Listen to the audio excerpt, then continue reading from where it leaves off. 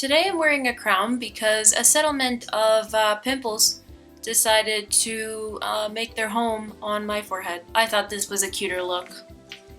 Today I want to talk about color schemes and how to choose color schemes because that's probably one of the biggest problems that I've had in my art learning career. I think this is a problem that a lot of people have. They'll start by just drawing. So you get used to thinking of your artwork as just a drawing, and then you don't know what to do about color because you've never actually thought about color before. And if this is the kind of thing that happens to you, I can totally relate. I don't want you to start your drawing and be really excited about it and finish and have this really awesome drawing or sketch, and then you get lost when it comes to coloring and maybe it's not really as good as you wish it was and it just doesn't measure up to your awesome drawing. So I want to help you not have that problem. The first thing I think that's very important to realize is that color schemes are not just a set of colors that look nice together. Every part of a color scheme should have a reason and a purpose for being there. Otherwise, you're just kind of winging it and you don't want to do that. You shouldn't see your finished piece as 90% drawing and 10% coloring. You should learn to see your finished piece as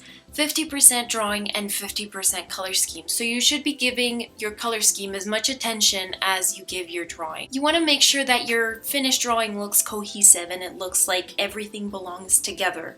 So that is why you need to start thinking about color even before you start drawing. So here's what you should do. Before you start drawing, you should already know the purpose of your piece and what mood it should convey.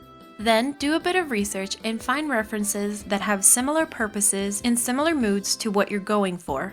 Once you've done that, then you can start to think of what you want your finished piece to look like once it's complete. And I know this can be a little bit difficult, but try to visualize it as clearly as possible so that you start out knowing what you're working toward. Once you've done these 3 steps, then you can start drawing. Then you can make some color breaks to explore some different ideas and see what fits best. Make sure that you pick the color scheme that best suits the purpose and the mood that you're going for. If you don't know what a color break is, I'm going to leave a link in the description below to a simple art tip I wrote all about color breaks. Whoa! You should also watch my video on color theory basics before you continue with this video so that you know what I'm talking about. I use a lot of terms and stuff that I talked about in that video, so make sure you watch that before you continue with this video. Okay, so how do you choose your colors? The only thing that a color scheme has to have is contrast, and everything else is totally up to you. So how do you create contrast? Contrast can be created by using saturation, temperature, and value.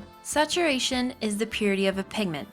So a saturated color is very bright and a desaturated color looks worn out or grayed out. Colors can be one of 2 temperatures. Warm colors are reds, yellows, and oranges, and cool colors are blues, greens, and purples. Value refers to the range between light and dark. As an example, I'll be using my poster of Astrid the Robot Girl. I did this project for school, and the original purpose was for it to be sold as a souvenir at a science fiction film festival. And I wanted the mood to be vivid, exciting, and have kind of a retro sci-fi look to it. I did a lot of research on retro science fiction posters and looked at all sorts of things that were related to that.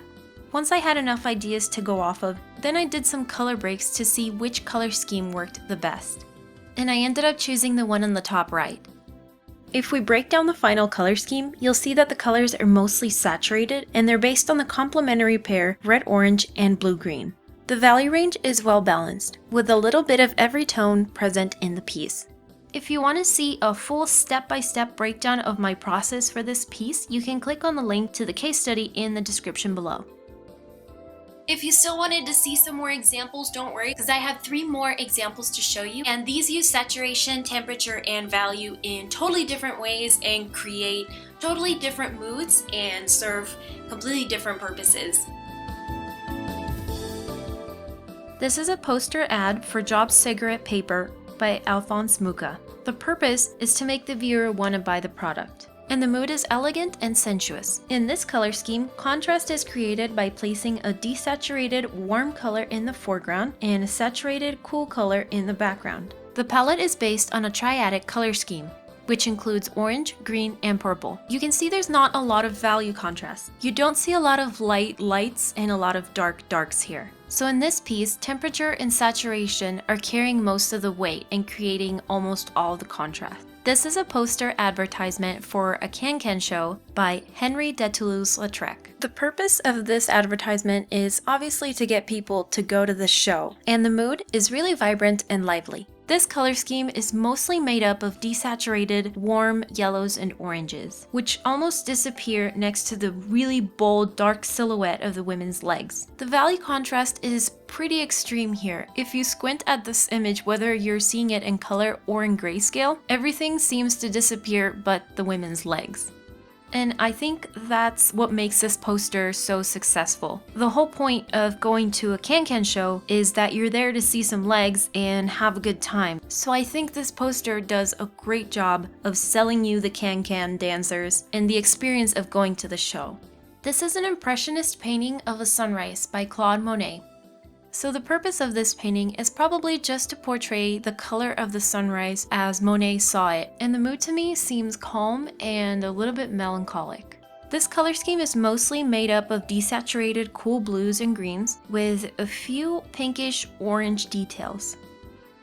There is almost no value contrast going on here, so the painting relies almost completely on temperature contrast, which in this painting is a desaturated version of the complementary colors blue and orange. Since we're on the topic of color schemes, maybe you've never noticed this before, but Disney knows their color theory, and they definitely use it in their character design. For example, Snow White is made up of the primary colors, red, blue, and yellow. Ariel from The Little Mermaid's main colors are red and green, which are complementary colors on the color wheel. Rapunzel's design from Tangled uses purple and yellow, which are also complementary colors in the color wheel. And finally, if you look at Merida from Brave, you can see that her two main colors are orange and blue, which are also complementary colors in the color wheel. Hi again! I hope you enjoyed this video and I hope it was helpful to you. I really tried to think of ways to talk about this. Wow. I really try to think of what you guys would like to see and what would have been helpful to me back when I was starting out, but